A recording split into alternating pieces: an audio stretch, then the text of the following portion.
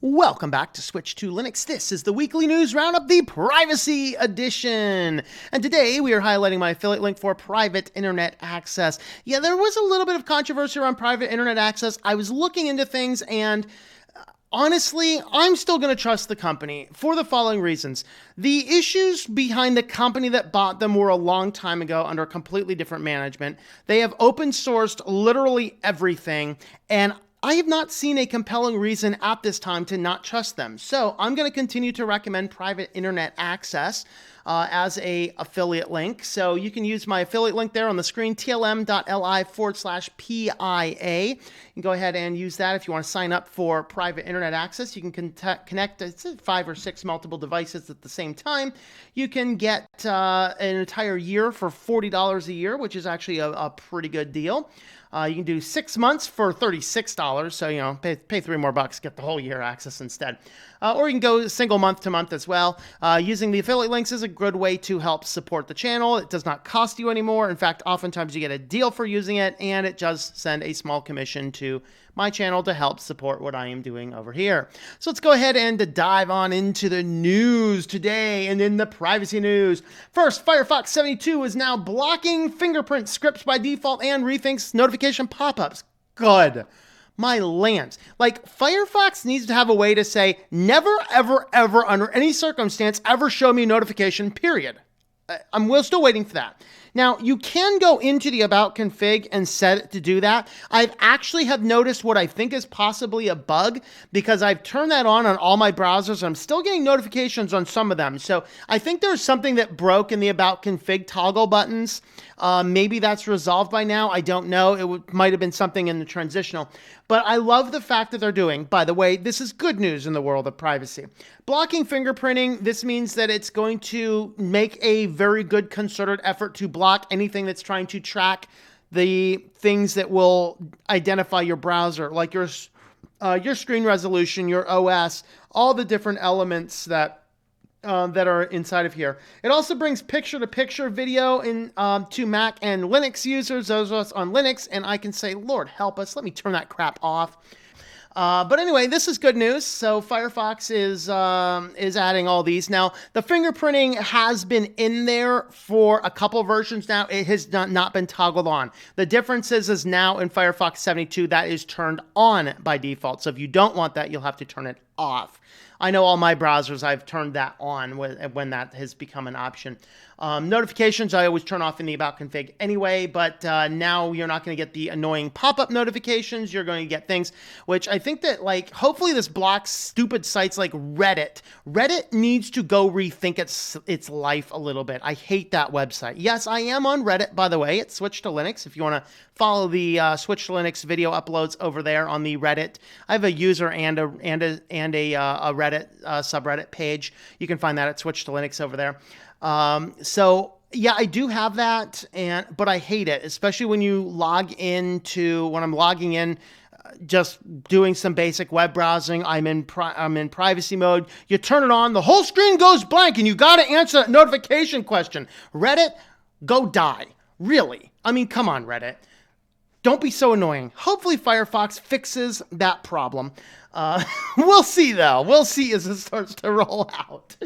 All right. So with that being said, good news. Medium news, I guess. So if you remember a few weeks back, maybe a few months back, there was this whole EU and Google issue, which I thought was funny because Google has the most open source Android phones. Like, I run the Nexus 5X. It's a Google phone because it's the easiest to unlock. It's the easiest to reflash. It's the easiest to do literally everything.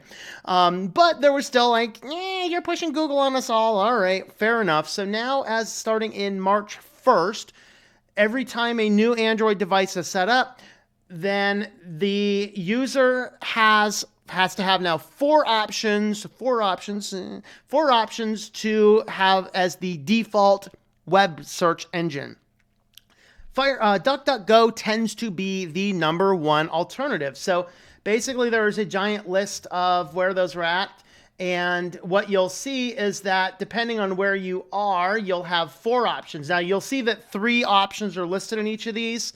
The 4th one is, of course, always Google. But it does turn out that in nearly every location, DuckDuckGo is also always an option. So you always have Google, DuckDuckGo, and then either info.com, Privacy Wall, Shazam, Quant, Yandex, depending on your region inside the EU. So you'll have the option now. So anytime you turn on an Android device, activate an Android device, you choose your search engine, and there's a picture of it right here. And then whichever one of these you choose, it's going to make that the default for all searches on all the web browsers and on the search bar that is on the top of the page, and it's going to install the specific app for that individual search engine. Whether or not that's a good thing or a bad thing, you decide that, but that's kind of what they're doing. I'm okay with this because if nothing else, if somebody really wants to use Google, hey, you got it as an option. If somebody wants to learn about DuckDuckGo or use one of the other ones, you have that option. But what I like about this new feature here is it does introduce people to the concept that there are more search engines than just Google out there. I think that this is a great win. So with that, I think Happy News is now gone. Ring's new security measures. Oh, Lord. CNET is like the stupidest site, I'm telling you. Give us all this pop-up video and stuff that I don't want to see. All right, anyway, Ring's new security measures don't go far enough, senators say. So it turns out that what triggers all this is 4 employees over the last 4 years, so 1 employee per year, have been fired for inappropriately accessing footage from your doorbells and other Ring properties. So that's an interesting thing because did you ever think that all that footage going in that's like, this is my footage? I mean, maybe it's your baby monitor stuff. And apparently Google, Amazon employees do have access to this data. So they did say that it's not whole company wide. Really, the only people who do have access to the data are those managing the web servers, which you can say, well, that's not too bad. But the reality is it's possible to set up the infrastructure so that they don't actually have access to the data.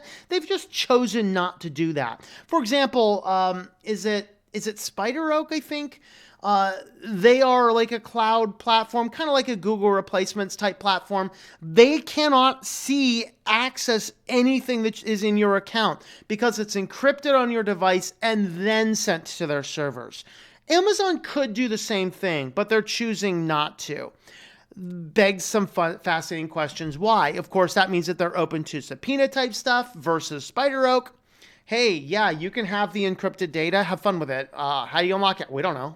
You'll have to go ask the guy who owns the account. He's the only one that can unlock it, So it's possible, it's very possible to set this up in such a way that nobody would have access, but they haven't done that. So people with network access can actually see that.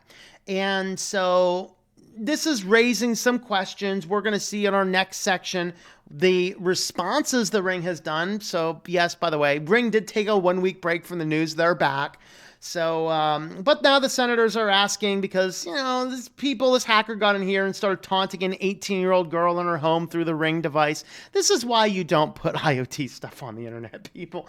So there's some questions about what is going on inside a Ring, and let me know what you think about all that. All right, Spotify, rewriting the playbook for podcast advertising. So this is actually on Spotify's website geared towards business people. So this is all toward this positive spin. The headlines that you might have seen attached to this in the mainstream media are more like, hey, Spotify knows everything about your customers, and so we're just going to start utilizing that data to start pushing us ads on podcasts. So Spotify, only a few months back, turned on the ability to you don't host your podcast on Spotify, but you list your podcast on Spotify. And then with your podcast listed on Spotify, they're trying to capture some larger podcasts by giving extra perks for going exclusive with Spotify. So right now, the podcast world is so diverse, and diversity is a good thing, by the way, that you can get your podcasts on Apple, you can get them on Google, you can get them directly from the podcast author, depending on what they're doing. There's TuneIn is pretty big. There's Podomatic. There's Blueberry. There's just so many different ways. Now, Blueberry is more of a host, less of a podcast feed, but Spotify's seeing that podcasting is a big thing and trying to gather it by making a platform where big podcasts can go exclusive to Spotify and in exchange share the ads. And then Spotify is now taking all of the data that they have collected with all of the user data that they have, where you pretty much can't turn off the user collection, and then they're using that data to target very specific ads with the understanding that it does turn out that podcast advertising is actually more effective than most other forms of advertising. So that's kind of what Spotify's doing. The bottom line is they're using all of this data to push ads to you. Whether or not you think that's a good thing or a bad thing, I'm okay listening to a podcast, hearing a generic ad. I'm not okay with Spotify pushing me an ad based upon data that it has about me. And I think the next thing we're going to see is if there's not a way to turn this on, Spotify's probably going to get hit with some privacy suits of some form or another, depending on what options are out there. But that's definitely an interesting factor with what's going on with Spotify. And on to our feature story of the night. The Obamaphones have uninstallable malware. So if you guys remember the old Obamafare phone program, I remember back before the evil days of Orange Man Bad, when Obama's running on this platform, I'm going to get me an Obama phone. You'd see all these people here getting all these highly subsidized, sometimes free, sometimes very cheap phones. Well, it turns out that these free and very cheap phones are pre-installed with malware that can run Trojans, hidden ads, all these different things, and it's embedded in the software in such a way that it cannot be removed. And what was happening is several people with these phones were saying, hey, I'm getting crazy ads all over the phone. Well, it turns out that the phones had malware. Now, is this the government being mean and putting malware? No, it just happens that the government, like the government likes to do, went with the lowest bidding contract, and it basically ended up being phones very similar to the old blue phones. If you remember, I don't know, a couple years ago, blue phones were really putting a lot of malware in there and pretty much caused them to die. I haven't seen anything about blue phones in a long time. Well, this is from Malware Bytes discovers this. 2 hidden Trojans, Trojan hidden ads, Trojan hidden ads racked. So there's 2 of them in here, and what these allow you to do is they allow a back door to install apps system-wide on the device. Now, the question is, were these people doing stupid, silly things on their phones, installing other crazy stuff? In other words, was it absolutely these applications pre-installed and uninstallable on the phone that's causing it? According to Malware Bytes, yes, although the phone company denies that all out.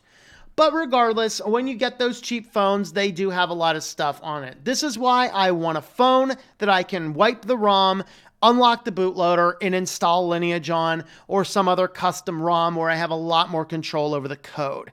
So this is a very important factor, is to make sure that we just got to make sure that your devices can't spy on us, don't have hidden malware and things like that. So definitely an interesting thing. There's actually an update to this story. I haven't read this update. Let's see if I can find the update.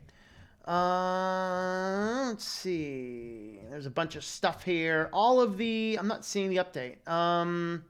Correction, earlier version listed UMX model as U686CL. The correct model is UMX U683CL. Okay, so it's just an update in the model of the phone. So if you have the UMX U683CL phone, burn it with fire. So definitely interesting. Now you can grab all of the articles is on the Switch to Linux website. There will be a link to that in the video description down here. Don't forget to have a look at the links up above me. thinklifemedia.com is my own personal homegrown support page, very similar to Patreon. You can also find me on patreon.com/TOMM on Patreon. And there's some Amazon affiliate links and things like that up there. So thanks for coming along, and let me know your thoughts about all these in the comments down below.